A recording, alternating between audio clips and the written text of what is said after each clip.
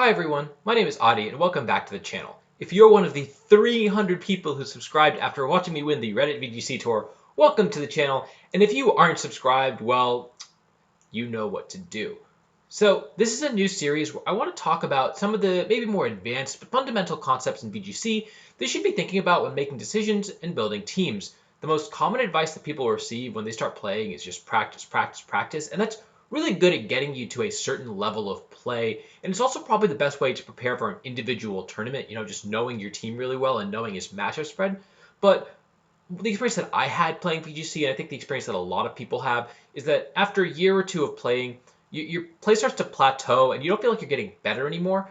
And the way that I felt I've gotten past that plateau over the last year or so is by having a lot of very fundamental concepts explained to me, and so I can think about them very consciously while I'm playing, and that really helps you improve as a player. I think I understood, and I think that you probably understand a lot of these concepts implicitly, but having them explained explicitly is still very helpful, so I think this can make you a better player. One of the first times these fundamental concepts was explained to me was when a friend showed me this video by Bad Intents. He was one of the best players in the world back between like 2010 and 2014, and now I think he mostly sticks to Pokken and Tekken, but he still makes videos about that, so if that's something you're interested in, make sure to check him out. But this specific video I think is definitely worth your while. It talks about how pins are the most important concept in hyper offense, and his examples are from 2014, so I'm going to try to explain a very similar concept but with a little more relevant examples that you might be able to relate to a little better. So examples from the VGC 2020 year. So Bad Intent defines a pin as a strong nuke move paired with a spread move that covers all the possible switch-ins to that nuke move at least neutrally, ideally super effectively. This means that if you've positioned your Pokemon correctly, you are threatening to KO both slots, and your opponent really can't switch anything in safely, so you get to take a KO on one Pokemon and do decent damage to the other unless you happen to double into a Protect. Now, in 2020, basically any Pokemon can get access to this nuke move with Dynamax, not just hyper-offensive teams, and given how potent this concept of pins are, even more balanced or somewhat defensive teams can take advantage of them, and in fact, I think most games nowadays are won by positioning your Dynamax correctly to utilize these pins. So an example that I want to talk about is the most common core of Series 3 and 4, which is the Tokenkiss Excadrill Dragapult core, or TED. This was a very strong core for a number of reasons, but specifically, I want to talk about it in the context of pins, because the beauty of this core is that all three Pokemon can Dynamax and provide the nuke move part of it, while all three also have pretty strong spread moves to complete this pin. Although usually Dragapult isn't the spread move user, it uses Dragon Darts, and I'm going to kind of explain why in this video it's usually the one that does Dynamax when given the opportunity. It's also worth noting that hyper-offensive teams tend to want to use their nuke move to do a lot more damage because they are Dynamaxing earlier in the game, and so they want to do like at least 80% on neutral hits, whereas TED is a little bit more of a balanced team, so usually you're Dynamaxing a little later in the game, you've probably put a little bit of chip damage on your opponent, and you've tried to position around and then until your Dynamax is really in the perfect spot. So there's a little bit of nuance there, but I think that you can learn from these concepts and use these even on a hyper-offensive team, although especially on a more balanced team. So let's start by looking at Dynamax Dragapult. Dragapult has three moves it normally clicks, which are Max Ghost, Max Dragon, or Max Flying. But Flying is almost more of a support move. It's really just used to boost speed and win the Dragapult mirrors. And Dragon is just worse than Ghost in terms of overall type coverage and just generally has a worse secondary effect. So we're going to focus on the synergy with the Max Phantasm because that is the move that you really want to be clicking with Dragapult as much as possible. And so as you probably know, Ghost is resisted by Dark and its normal is immune to it. And so it turns out that Togekiss' Dazzling Gleam pairs really well with Dragapult's Max Phantasm because all the Dark types that want to switch in take a lot from a Dazzling Gleam. Excadrill also hits the two most common Dark types really well. It hits Incineroar and Grimmsnarl, which are quite common in the metagame. On the other hand, one benefit this core really had in Series 3 and 4 was that there really weren't a ton of normal types in the metagame, and of course Porygon 2 was introduced into Series 5, and very quickly became very common, largely because it was really good against the oh-so-present Dragapult. So the second Dynamax option is Tokenkiss, and of course that one wants to click Max Airstream, but it also can click Max Starfall. Airstream is resisted by Electric, Rock, and Steel, all of which lose to Excadrill's Spread Earthquake. This is a big part of why the combination of flying moves and ground moves is so potent, We've seen it with Mega Salamence and Tornadus next to Groudon in the past, for example. Ground has perfect coverage with the things that resist Fairy as well, which is also why you see like Xerneas paired with Groudon or other ground types in the past. You see Sylveon paired with ground types in the past. Of course, Rillaboom being everywhere in the format in Series 5 meant that we didn't see Earthquake because it just doesn't do nearly as much damage in grassy terrain. But that being said, I think that it's going to come back very strongly in Series 7 and onwards just because there's going to be more terrains to offset that.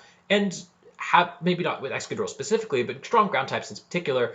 Like, there's always a strong ground type in every metagame, basically. Either Landorus or Groudon are usually, Groudon's obviously the strongest one, and then you have Landorus in metagames where you can't use Groudon, and then you have usually like Garchomp in the past in metagames where you couldn't use Landorus has been the ground type of choice, and now with both Landorus and Groudon banned, you just see a ton of Excadrill, right? So it really is just, there's always a strong ground type, and part of it is because Ground is really, really good at being that pin move.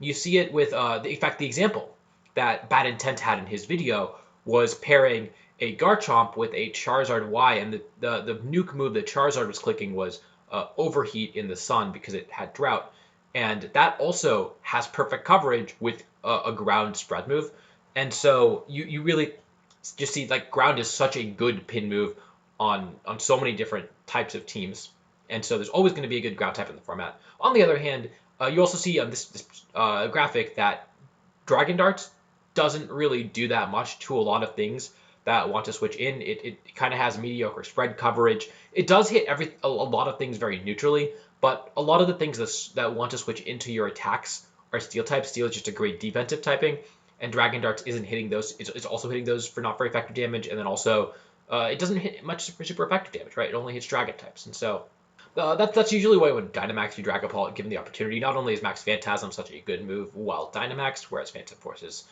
less good because it takes 2 turns, but also because its spread move just isn't as good as the other 2 Pokemon spread moves. And then so finally we have Excadrill, which as you can see, both Pokemon can really support when it wants to click a ground type max move, but not so much when you want to click max steel. It's not a surprise that a very common way of dealing with Excadrill was like having a Togekiss on the field, so it was kind of forced to click max steel spike, but then switching out the Togekiss or protecting the Togekiss, just so that you really couldn't get pinned while you had the Togekiss because you always had to save switch-ins to your steel type max move. At least the Togekiss and Dragapult on your team didn't really have great synergy with Excadrill clicking max steel spike.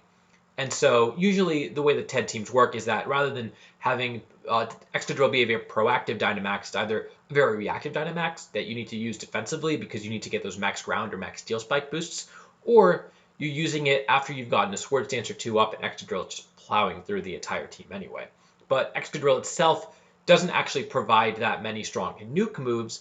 It is just so effective at pinning your opponent with its spread moves, not only just Earthquake, but also potentially Rock Slide, and that is why it is such a common Pokemon on these compositions, but also it's usually not the Pokemon that is Dynamaxing for these pins. So here's the overall chart. As you can see, Dynamaxing Togekiss next to Excadrill or Dynamaxing Dragapult next to Togekiss were really strong offensive options throughout Series 3 and 4, and also before that. They really were the team to beat for most of 2020, like even going through Series 5, they were very, very strong. And that's not just because of their ability to pin people. They also have excellent defensive synergy. They just have inherently high base stat totals. But the ability to pin with spread moves was a big part of why this team was so good. And these relationships aren't just specific to this team. Another example, a lot of people were asking, was why am I using Heat Wave on my Charizard for my Series 6 team? Well, now with Charizard, traditionally was just a Dynamax target, and it really only had those nuke moves with Blast Burn, but by using Heat Wave instead, its nuke move was a little weaker, but it also had a really strong spread move, so it could do both sides of this pin. And similarly, Terrakion had a very strong Rock Slide, so it could also be a pin, a spread Pokemon, or it could have that really strong nuke move with Max Rockfall or Close Combat. And so by doing that, I gave my team both the 2 different options to have different type of pins depending on what my opponent wanted to do. And then, of course, I had a Gastrodon that was also very good at facilitating these pins, but having those spread moves made it so that I could put a lot of offensive pressure on my opponent into both of their slots so that neither of them had a very safe switch. So I think these sort of relationships are very, very common, both on hyper offense, but also nowadays on more balanced teams as well. So I hope this video helped you understand this concept a little better, even if you had an implicit understanding of it already. This is definitely something that you should be taking into account, not only when you're team building, but also when you are positioning your Pokemon throughout the game. And if you do this effectively, I think you will win more games of Pokemon. While I have you here, I'm probably not going to be doing any videos that are very Crown Tundra specific, at least for a little while, because either my speculation is going to be incorrect and I'm wasting your time, or my speculation is going to be correct and I would rather use that correct speculation to win Players Cup. But I do want to do videos that will help you do better in Players Cup as well. And so this is one of the couple different types of videos that I have planned that'll help you do that. So I really hope this helps you win more games and improve as a player. And yeah, until next time, I'll see you all later.